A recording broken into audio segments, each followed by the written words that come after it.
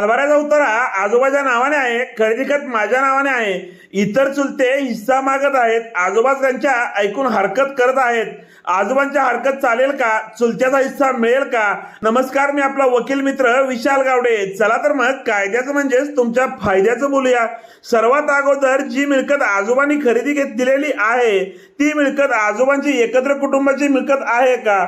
वडिलांची मिळकत आहे का? ती मिळकत आजोबांनी स्वकष्टार्जित आहे का? म्हणजे त्या मिळकतीचे स्टेटस काय आहे हे महत्वाचे ठरते. जर आजोबाची स्वकष्टार्जित मिळकत असेल तर इतर चुलत्यांना हिस्सा मिळणार नाही. वडिलार्जित किंवा एकत्र कुटुंबाचे असेल तर आजोबांना त्यांच्या हिश्श्यापेक्षा जास्त क्षेत्राचे खरेदी खत देता येत नाही. सातबाराच्या उतार्यावर जरी त्यांची नावे असले तरी मालकी हक्क व कब्जा हा खरेदी घेणाऱ्यास मिळालेला आहे. खरेदी खत हे मालकीचा दस्ता आहे. सातबाराचा उतारा हा मालकीचा पुरावा होऊ शकत नाही. खरेदी खत हे